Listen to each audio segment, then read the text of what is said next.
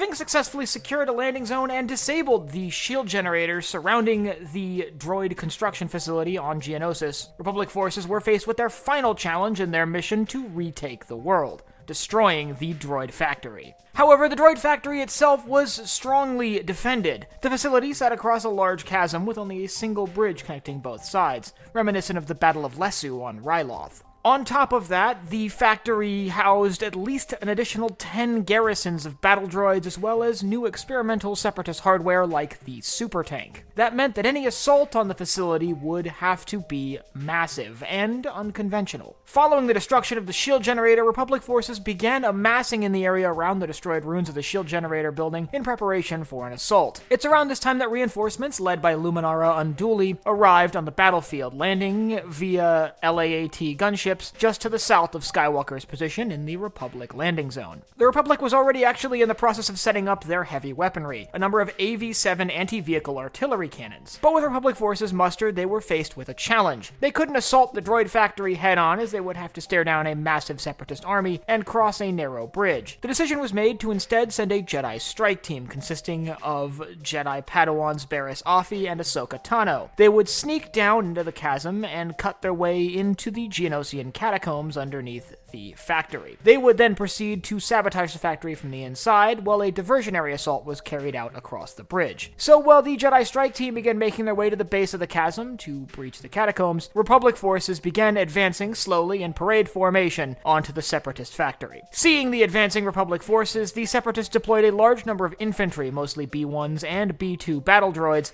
also in parade formation, marching their way across the bridge. The opening shots of the battle took place on the Republic side of the chasm, as droids that had managed to cross the chasm came face to face with advancing Republic troops, shooting at each other in the open, much like the first Battle of Geonosis. Meanwhile, the Jedi strike team slowly navigated the catacombs and began making their way to the reactor that powered the whole facility. Seeing their initial force of infantry being overwhelmed by Republic forces, the Separatists sprung their trap. From a number of small spires scattered around the battlefield, a large number of Geonosian warriors who had been hiding within the spires emerged and began engaging the Republic forces from behind and above. This briefly caught Republic forces off guard, but the clone infantry were quickly able to pivot to engage the Geonosians who had appeared behind them. This attack did briefly slow down the Republic advance, but didn't do much to stop the Republic charge towards the factory. Seeing their battle droids completely overwhelmed, and now this Geonosian assault having failed, the Separatists deployed their next trick. A number of destroyer droids were deployed from the factory. They made their way up to the front lines and quickly deployed their shields and began engaging the advancing Republic troops. Now, these posed a significant threat to Republic forces, being deadly against infantry. However, a few shoulder-mounted rocket launchers and a number of blasts from the heavy weapons on the advancing ATTEs made quick work of the Separatist destroyer droids and the remainder of the Separatist infantry. Meanwhile, the Jedi strike team arrived at the reactor within the factory and began planting charges on it. Seeing the Republic forces having decimated their infantry, the Separatists then deployed their secret weapon, a new heavy tank that was simply known as the super tank. A formation of roughly 20 super tanks were deployed from the front of the factory and began advancing on Republic forces. Immediately identifying these tanks as a threat, the AV-7 anti-vehicle weapons were aimed at these vehicles and fired. However, much to the surprise of Republic leadership, the AV-7s were ineffective at penetrating the thick armor and heavy ray shields of the advancing Separatist super tanks. It was around this time that the super tanks then began returning fire, using their own mortar systems to bombard the AV-7s and the Republic infantry and vehicles. These mortars were brutally effective, quickly taking out the AV-7s and sending Republic forces scattering for cover. Within the factory, just as the Jedi strike team was finishing planting the bombs, they were interrupted by Poggle the Lesser, a number of Geonosians, and a single super tank. The Geonosians began dismantling the charges that were placed on the reactor, while the super tank engaged the two Jedi.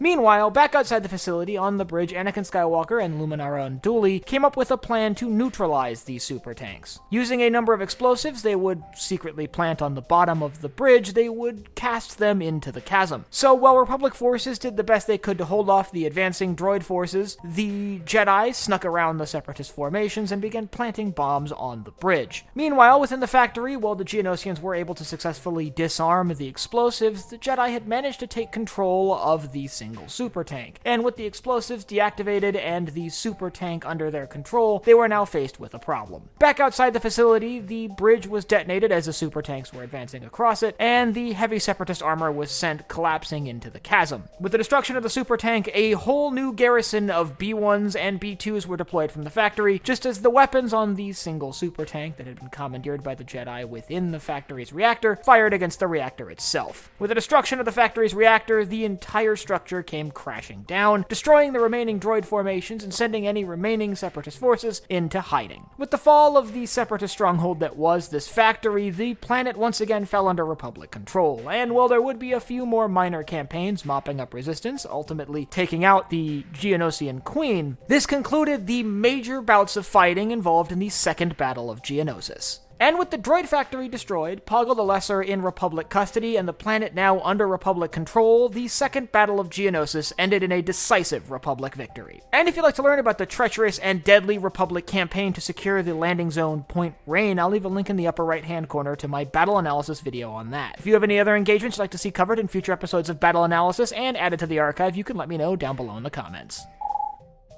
Last but not least, if you enjoyed this video, head down below, hit the like button, the subscribe button, and the bell icon so you get notified when I upload new videos. So for Sci-Fi Deep Dive, I'm Colin, and I will see you next time.